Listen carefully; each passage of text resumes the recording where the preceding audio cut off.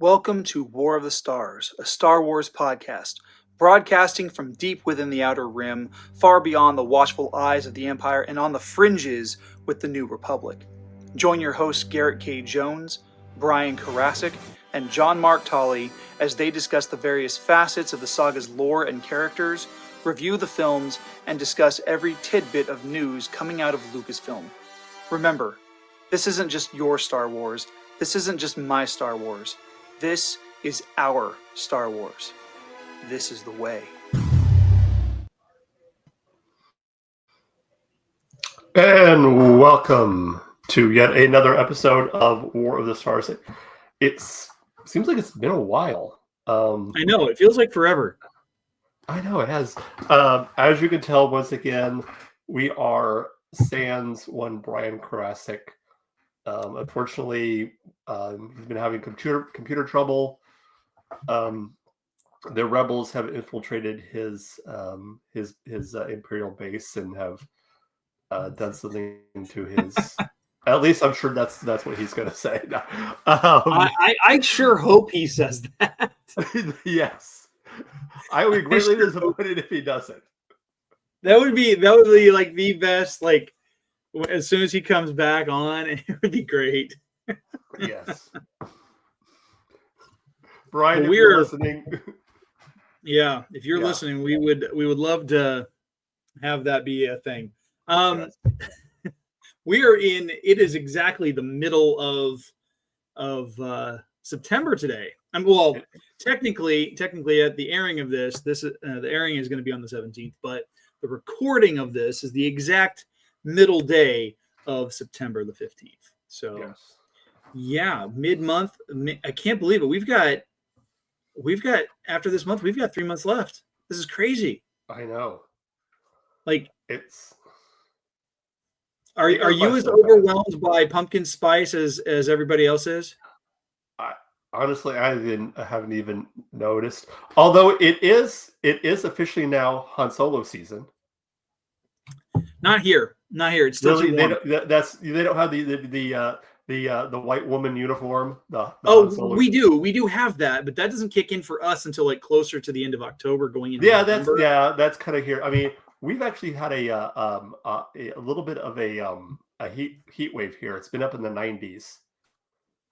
Up in the 90s. You kids are so funny. It got up to yesterday. It got up to 98, almost 100. We call that here like most of the summer for us. Well, here we're usually like September. Things start to kind of cool down here, but then you got what we call false fall, where you're like, oh yes, it's cooling down, and then Mother Nature just goes.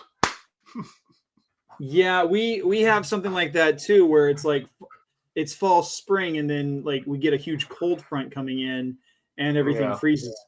We have that here too. It's also harvest season here, so all the combines are out and all the farmers. Yeah, we're getting close to that too. We've got corn growing now in a lot of places. Cotton has been growing most of the summer. We've got a lot of fruit trees. We don't have here. Yeah, well, we've got a lot of expansive land too. We have here. It's mainly corn and soybeans and some wheat, but wheat's usually early spring when they harvest that because they we have cotton, we have corn, we have a lot of fruit and nut trees in the area, but most of where I am is ag for dairy. And if you ever have traveled up the 101 freeway in through Central California, there's a place in right there just on right where the 198 crosses over the 101, and it's called, or no, I'm sorry, is that the take that back? That's the I-5, not the 101. The 101's further west. The I-5, I correct myself, and that's Harris Ranch. It is they make some of the best steaks in the area, and they have their own restaurant right there, and it's delicious. Nice. Yeah. All So right. cool. What are we talking about today, Garrett? Today we are going to be talking about Star Wars guilty pleasures. Okay. Now, I was just thinking about this, and first of all, I think we have to come up with a definition, like how you define a guilty pleasure. Well, I mean, I was looking at that too, and the official, I don't want to say official, but the definition that popped up was from Google, and it said that it's is something that you enjoy but would otherwise be ashamed to talk about. Oh, okay. So, for us Star Wars fans, that would be like saying, we think Rian Johnson's a great filmmaker, which he is. You don't believe that? Oh, absolutely not. I mean, don't get me wrong. I'm going to watch the next Knives Out movie when it hits in November, but only for the sheer fact that I'm a big fan of completion, and I hate to leave things on. Exactly. Yes. So I'm glad you came with me on that. I'm a big fan of a second, but COMMITTTTTTTTTTTT. Okay. So yeah, guilty pleasures, things that we're ashamed to admit, but we enjoy anyway. Okay. So, and this specifically is focused on Star Wars content. So let's take it away. Well, I'm going to pull the Band-Aid right off. And if you watch my upcoming episode, cheap plug for my appearance on What Does Star Wars Mean to Me, you'll also hear this too. But I'd say my number one Star Wars guilty pleasure is the Clone Wars movie. I ironically like that movie. I think it has the best version. It has snarky Obi-Wan, which in my opinion is the best version of Obi-Wan. It sets everything up. I think I like looking at it in hindsight. It sets everything up that we see later on in Clone Wars.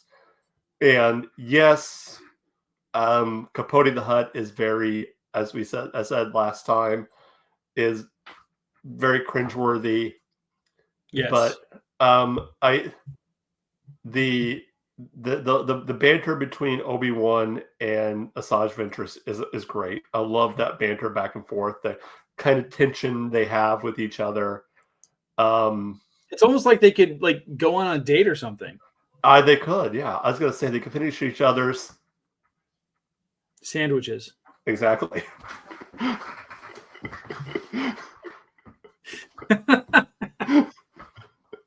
Yeah. I kind of feel yes. I mean, yes. Is it the best Star Wars content there is? No. No, absolutely not.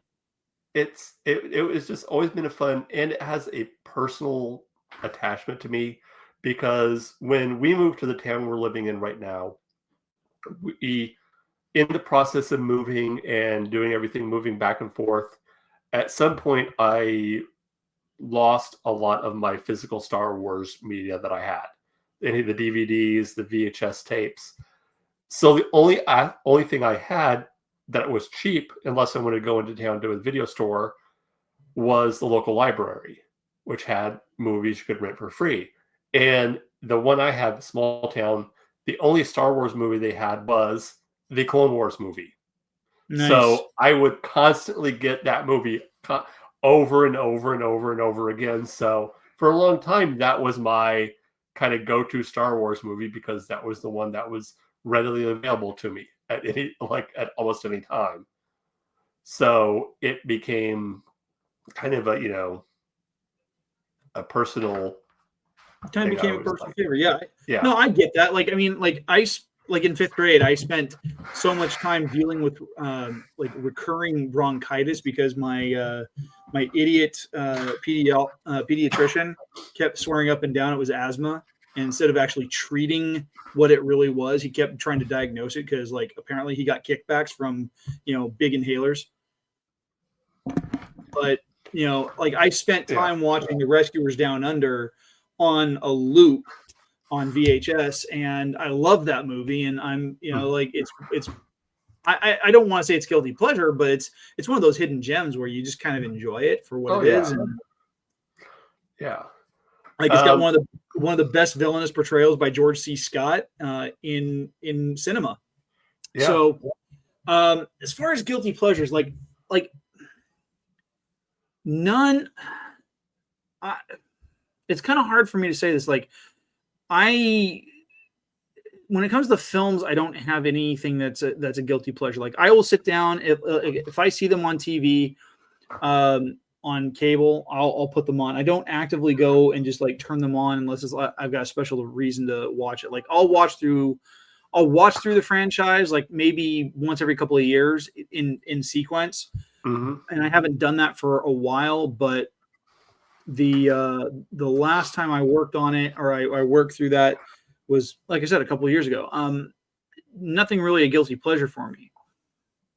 I will say that probably one of the guilty pleasures I have is in like I like being that guy that is the super knowledgeable trivia person. Yeah. And like, I mean, to the point where, like, even without being an actual competitor, I got kicked out of a Harry Potter trivia game at a local restaurant because I just kept answering questions that nobody knew. And so like, and I like, so that for me, the guilty pleasure is being able to be that smartest guy in the room and being able to pull this crap out of my head, at the drop of a hat. I mean, I think I've mentioned this before on the show, but like when my ex-wife and I first started dating, like, we played a game of Trivial. It was Star Wars Trivial Pursuit. And like, this was like, I think it may have been released after Revenge of the Sith. I don't remember. Most of the content was focused on the original trilogy. And like, I was sitting there going on these marathon runs of answering questions. They would even like change out cards just to trip me up. But I was answering it because I had all that useless trivia. Right. They were even cheating. Like, they were playing with my ex-wife's niece, who was chatting in on Skype from Oregon, and she was feeding them answers through text message because she was researching everything on Google, and like, they still couldn't stump me. Wow. It was so much fun. I had a blast with that. Like, I'm the worst guy to play Seen It with. Yeah. So what you're saying is you don't have a guilty pleasure, or I don't think it has to be a movie. It can be a character. It can be a TV show. It can be okay. So here's a guilty pleasure, and I don't know why it is the way it is, but, and I guess it has to do with the way that characters are designed and animated and stuff like that. But like, despite the fact that I cannot stand Asajj Ventress's face in the Clone Wars series, in the animation, because she looks like a lizard. Like, there's something very attractive about her, and I don't know why. Like at no point should I be attracted to a cartoon, because it's not a real person. But I'm attracted to a cartoon. So there's a guilty pleasure right there. People can make fun of me all they want. Oh no, but, I can understand that, and I can see. What kid growing up in the '80s did not have a crush on April O'Neil? This is true. I mean, I'm kind of embarrassed to admit it, but I even though she was, again, a cartoon character and a mouse, I kind of had a crush on Gadget from right? From what was the Chippendale Rescue Rangers? Yeah. That was. She's a mouse. She's like this tall. I know. Why? Oh man. Why? Something very wrong with us. There is. We grew up in the. Well, I grew up more in the 80s than you did. Little column A, little column B. Column B, yeah. Yeah. Oh man, for character, there's something that always and not in the same way, but I like me some Hondo. I don't know why. He's there's something about him is kind of endearing to me. Like you're like, I know he's going to screw everyone over. He's like that obnoxious uncle that just shows up and you can't help but want to hang out with him, even though you know for a fact that he's just going to get you arrested by the cops. I know. And then he's going to disappear. Exactly. And you're left holding the bag. Exactly. And he's like the reverse Uncle Buck.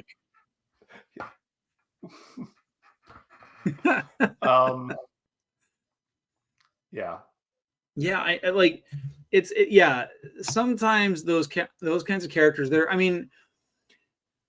But there's a reason why he was like Hondo was placed in the Millennium Falcon Smuggler's Run attraction at Disneyland and Walt Disney World, because he is that kind of a character. He is a fun, he's a mostly likable character.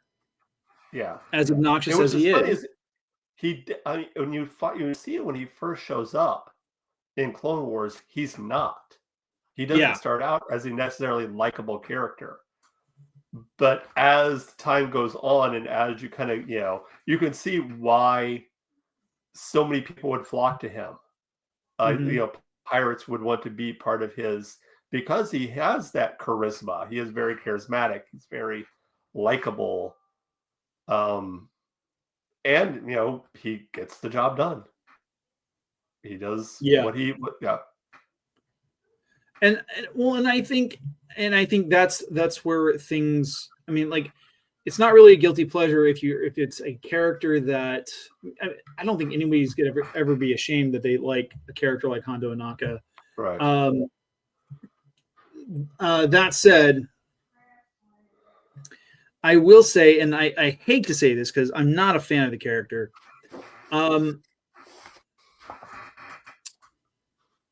There are two characters that from the last 25 years that I've just not been a fan of. And most people know Jar Jar Binks is one of them. Right. However, the episode where Jar Jar Binks is trying to save this other alien woman that he has fallen in love with, who is not a Gungan, but she's part of some other species.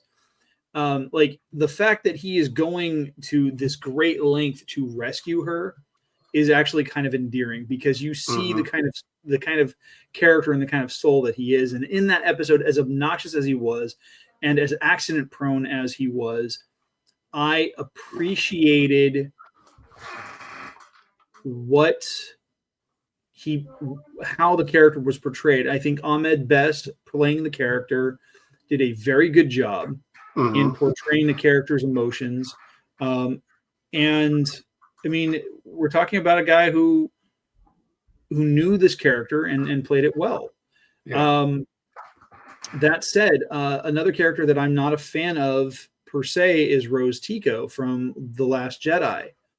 But as dumb as the scene was, where she crashes into Finn's speeder and takes him out of the fight,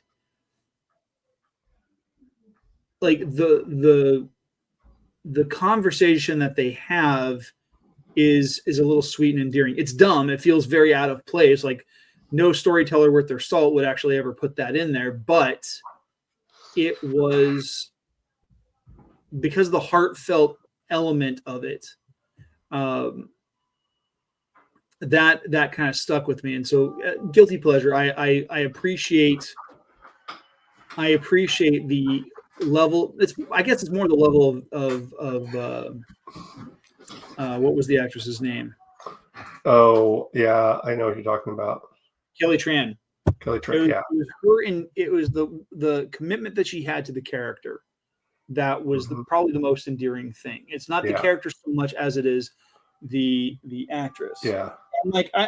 And she went on to do the movie Raya and the Last Dragon. I liked her in that. I think she did a great job.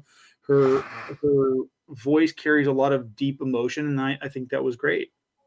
Mm-hmm. I agree with you definitely with both of those, especially even Jar Jar. I remember the Jar Jar episode always stuck out to me in Clone Wars is where everyone thinks he's a Jedi. Oh, I hated that episode. Oh, I thought that was I don't know why. I just so much. And I don't even know why I hate that episode, other than the fact that it was Jar Jar centric. Yeah. Yeah, I don't. And Rose, I think I'm glad that, and this is nothing against Kelly again. Kelly Marie Tran, yeah, she's a good actress. Yeah. I just think that she was just given a poor script, and she did the best she could with what she had. Yeah, she did, and that I think is a commitment, or that I think is the kind of the how you are able to identify a good performer, good actress, because you can see them working as hard as they can with the material. It's when you have an actor who doesn't really care, you can see that they're phoning it in, that you like. I hate to bring up this movie because it's absolute trash, but the Amazon Prime War of the Worlds that came out just a couple months ago, that movie is so terrible, and like this, you can always tell how good of an actor Ice Cube is when he stands up out of frame and you can't see his face. Yeah. Anyway. Let's see. I want to kind of shift things and, kind of in the same vein of kind of what we're talking about, but shift away. Maybe we talk about what is our Star Wars hot take? Star Wars hot take. I have one that's like something that is kind of in the same vein of what we're talking about of guilty pleasure, but it's something that you think that would either surprise people or that might be a little bit against the grain. Like other people might look at me like, ooh, I'll give you an example. Okay. I don't think that Last Jedi was as bad as everyone thinks it was. I think that Last Jedi was much worse. Yes, it is. And that I think that Last Jedi was a direct response to how divisive Rise of Skywalker was a direct response to how divisive Last Jedi was.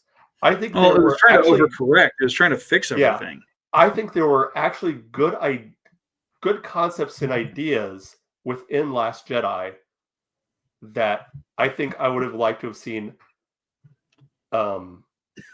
explored more in Rise of Skywalker. Like Rey being a nobody, like that kind of idea of Rey's parentage in a different way. I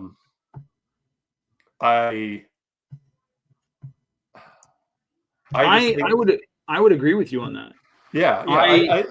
I think that yes, there was a lot of issues with Last Jedi, but I think overall it was a better movie than Rise of Skywalker, simply because it had the potential to be a good movie. I think it had more potential to be a good movie than Rise of Skywalker did. Well, here's the Yeah. And we've talked ad nauseum about the Last Jedi and how it fed into Rise of Skywalker, especially when we talked about it in our reviews, which we're linking right up here to those films. But but the thing that that catches my attention about this whole thing is like The Last Jedi could have been so good. Like, one of the things I liked is the fact that we explored what happens in other parts of the galaxy. Like, Phantom Menace was great because it gave us a look at what happens to people who are enslaved in parts of the galaxy, and you see how the economy of certain planetary systems and the galaxy as a whole thrive on that commodity. And that's not to say that I'm not agreeing that people are commodity.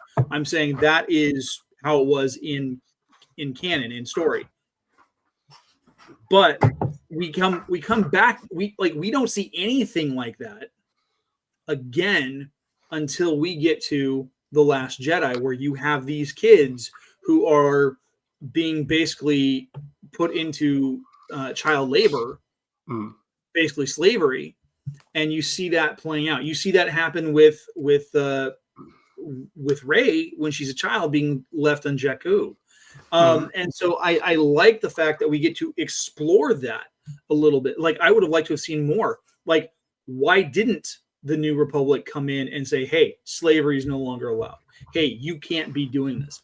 Like, Canto Bight is a huge casino planet. They're part of the Republic as far as I'm aware. Why weren't they held accountable? Like, in the 30 years since the fall of the Empire, why didn't the New Republic do anything about this kind of an issue? Because if that's the case, if they neglected it or they chose not to deal with it, then they're just as bad, just as culpable as the Old Republic and the Empire after them. So yeah, like I think you make some very valid points on that. That said, Rian Johnson should be tarred and feathered and flogged with a gummy worm. It's not lethal, but it would be funny. It would be funny. As far as hot takes, I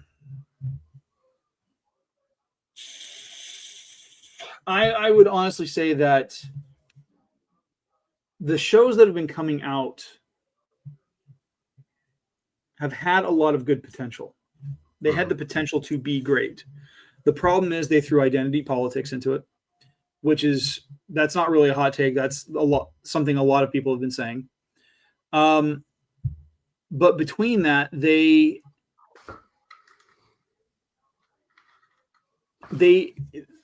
chose writers for what they represented, not for their skill set.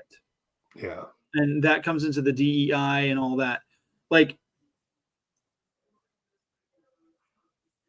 it was like the Acolyte, for example, like, I hands down, like, there was so much potential for it.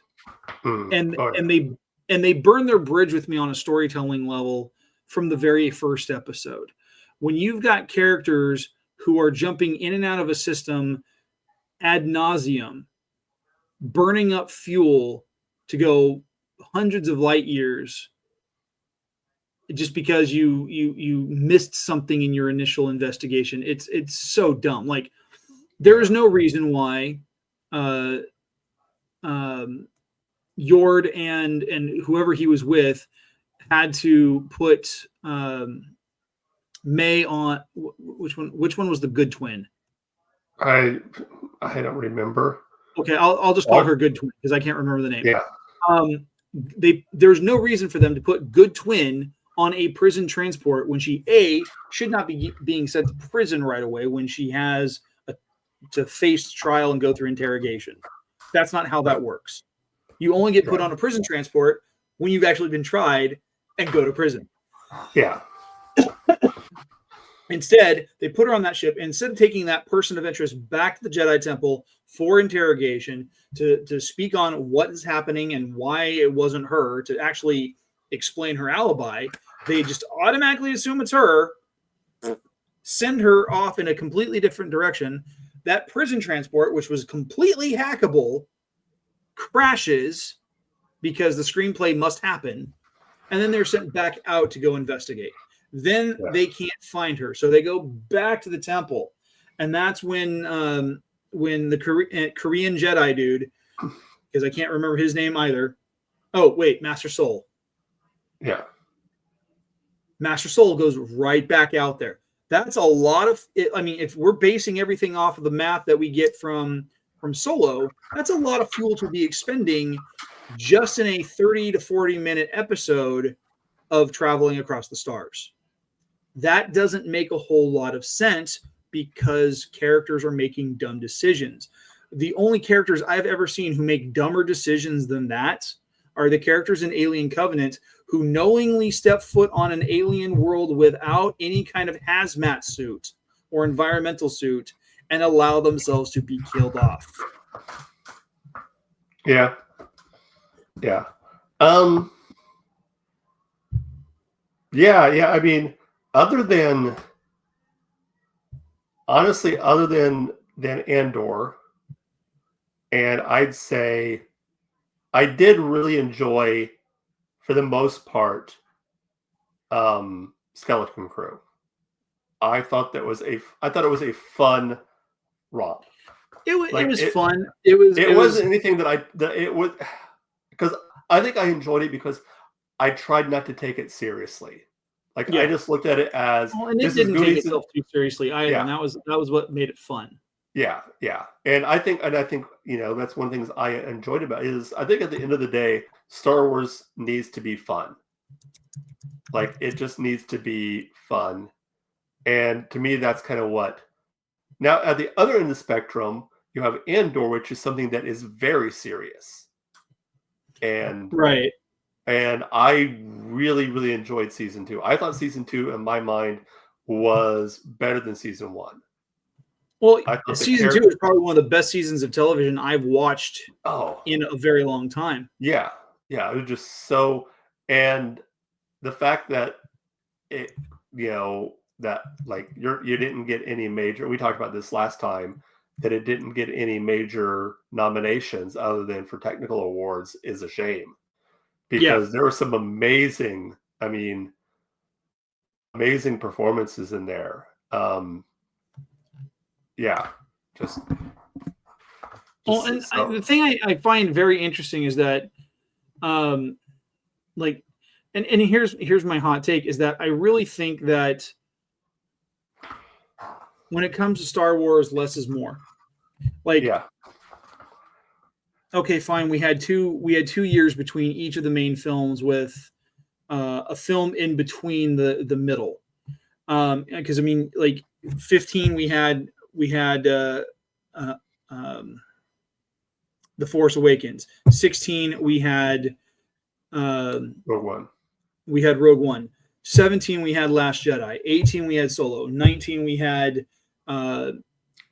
we had Rise of Skywalker. And so for what was that, 5, 6, 7 years, we had all these movies coming out, and just like with the series, it was becoming all the different series on Disney Plus, it was becoming saturated.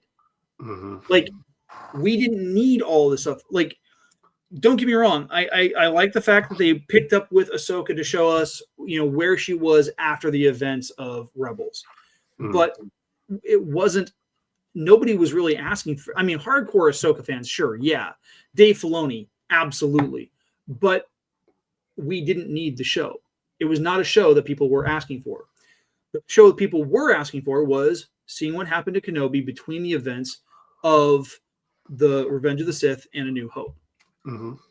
We got that, but it focused less on Kenobi than it did on young Princess Leia and Reva as being the central antagonist. And it's Reva should not have been a central antagonist. She should have been an antagonist who creates the impetus for what's going on, but she's not even that. Like Vader should have been the soul. Mm-hmm. Like knowing full well it's going to be building to this Vader reveal. And so when Vader does show up, yeah, it was cool. It was great, but it wasn't as powerful as it could have been because by that point we had all these other things going on and it just wasn't as strong of a story. Yeah. Same thing. We didn't need 3 seasons of Mandalorian. 2 seasons was great. That was fine because it was a strong story. He completed his mission. You got the first season being the first part of the mission, second season being the second half of the mission. He gets Grogu to Luke. What we didn't need was Boba Fett being brought back to life in his own series because he was completely wasted in that. And we didn't need Grogu being returned to Mando in the Book of Boba Fett because it completely undid 2 seasons worth of TV just so that they could have a cute little sidekick in season 3. Yeah. Yeah. And I'm still of the belief that Mandalorian season 3 should have just been called The Mandalorians because as with Boba Fett, Mando was very little Mando in his own series in episode 3 or in season 3. It was mostly focused on Bo-Katan, which don't get me wrong, great character. I love that they brought her back in season 2. I love that Katie Sackhoff played the role and did an amazing job. Yeah. But yeah. Yeah, it's just it's not as strong as it could be.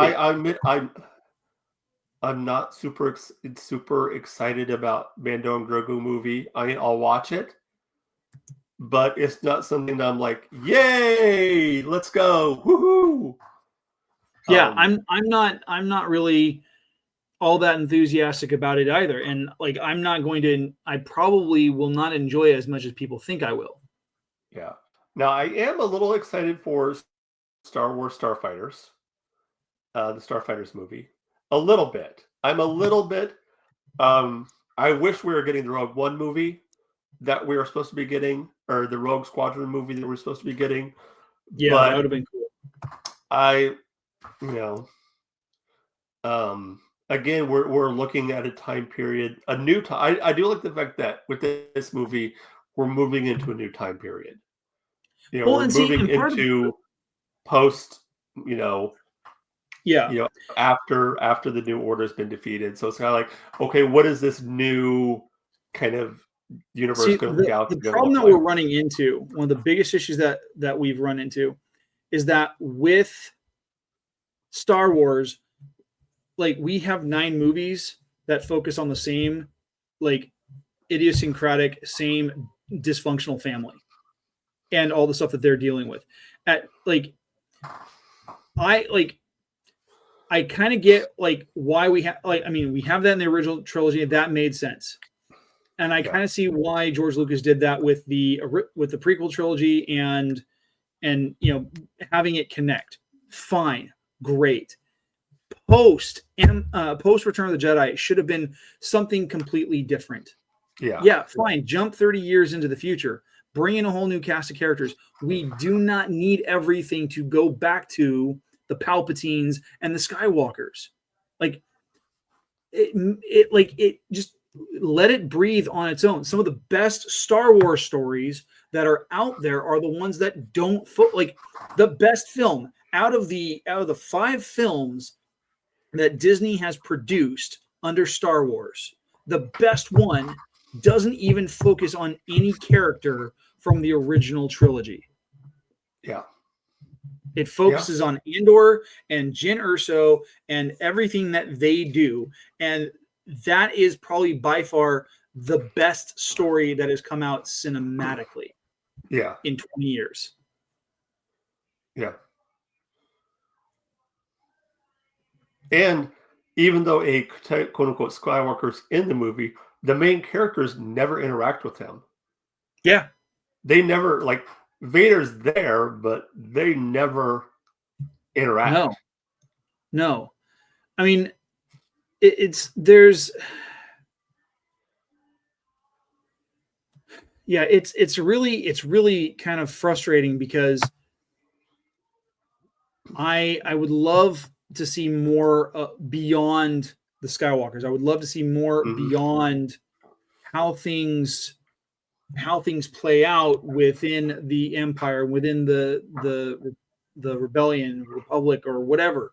I mean, you look at the sequel trilogy, and the factions are basically just the same thing, different paint job, different name, but the same entities. Nothing has changed. Yeah.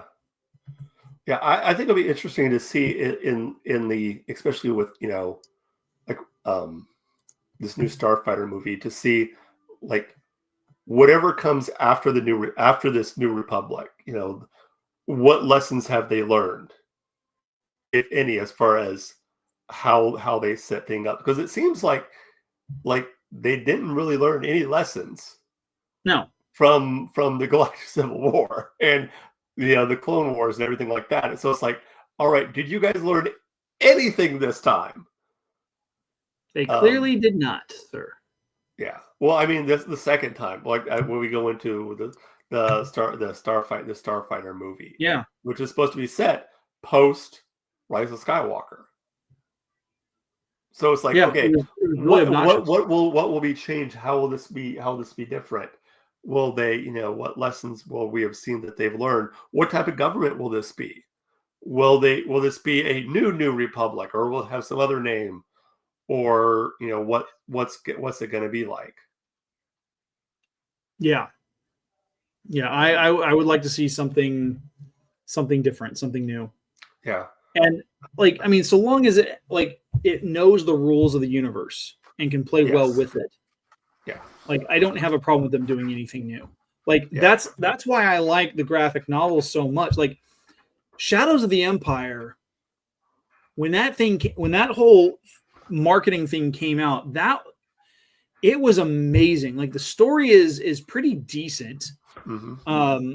It has a lot of heart to it. Yeah, it's used mainly as a bridging story to get the characters from their ending points in Empire Strikes Back to their starting points in Return of the Jedi, but it fills in some gaps character-wise. And it allows the readers and the audience to have fun with it. I never really played the video game all that much because I just didn't have a console at the time. But it was a well-liked game. I've got the graphic novel, I've got the actual novel, and it was such a great story. The Force Unleashed games. Yeah. I mean, the only Skywalker character that you get in contact with is Vader, unless you play the DLCs where you get to interact with Luke and Leia. But like, the point is that like it is a self-contained story and actually did a really great job of filling in some gaps in between the Clone Wars and the Galactic Civil War. So like, and I just think if you know the rules well enough and you can create, likable, believable characters, good or bad, you're not going to do anything. You're not going to do anything to screw it up. It's when you try to be deliberately subversive or you focus on the wrong messages to send. That's when people are going to be upset with what you're doing. All right. Well, this has been a fun little discussion. I can't think of anything else because we kind of start to wrap things up. Yeah.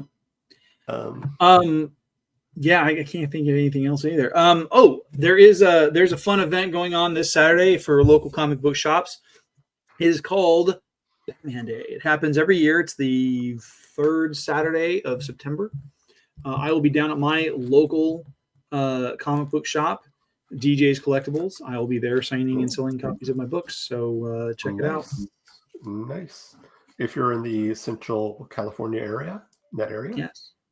Or if you just want to order them online, I mean, I just let me know and I'll send you guys a link. I've got books,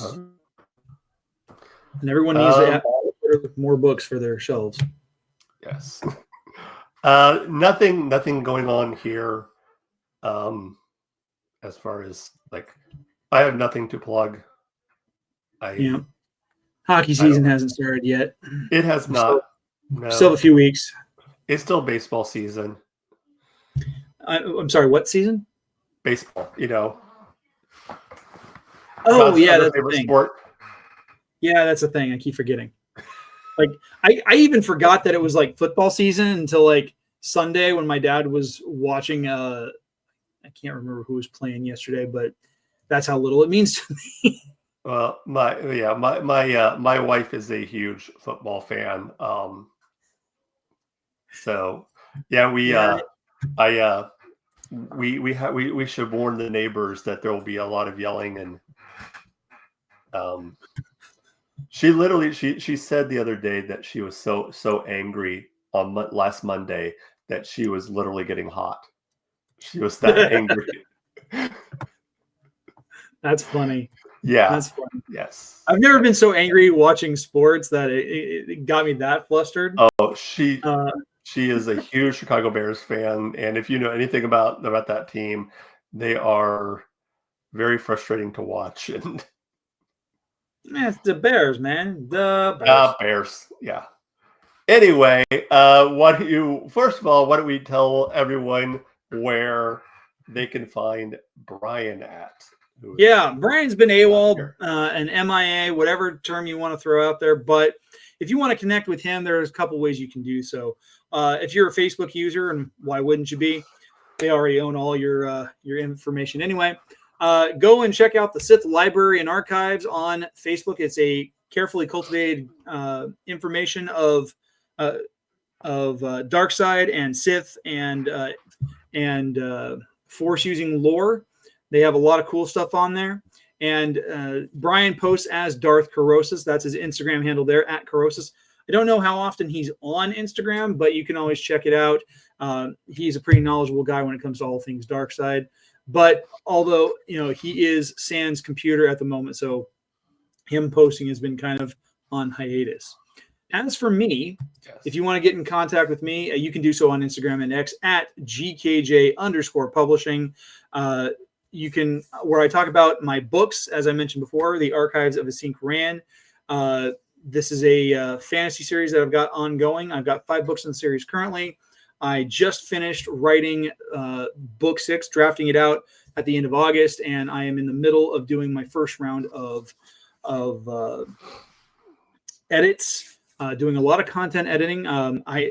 I actually took 8 files so far and have turned them into 10 chapters. So that's been fun. It's been moving some stuff around. You can also connect with me. I've got a show on YouTube called The Right Way, where we talk book recommendations, author interviews, and creative writing tips. And then I also have another show on Feast of Fandoms, which is our the big channel that we're a part of. And that show is called Snackame. It's a once-a-month show where we talk about anime and we eat snacks. Nice. All right. As for us right here at War of the Stars, if you're going to get a hold of us, a couple ways you can do that. First, you can email us. It is warofthestars1@gmail.com. We are also on all other social media, Blue Sky, Instagram, X, YouTube. That is at War of the Stars 77. Check us out there. If you want to support the show, send us a cup of coffee, whatever it is.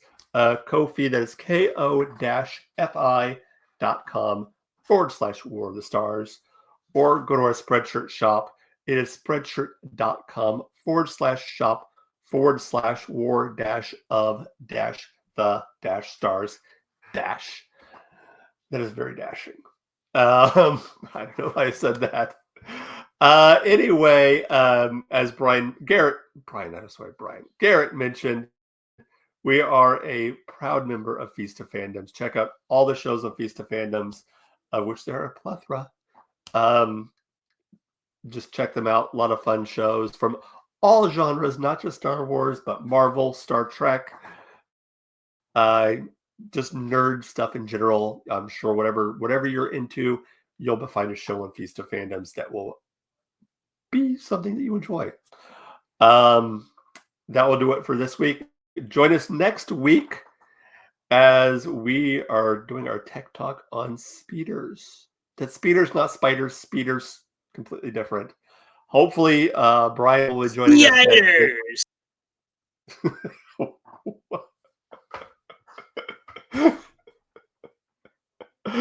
Sorry, I couldn't help myself. Anyway, this is not just my Star Wars. This is not just your Star Wars. This is our Star Wars. Until next time, may the Force be with you.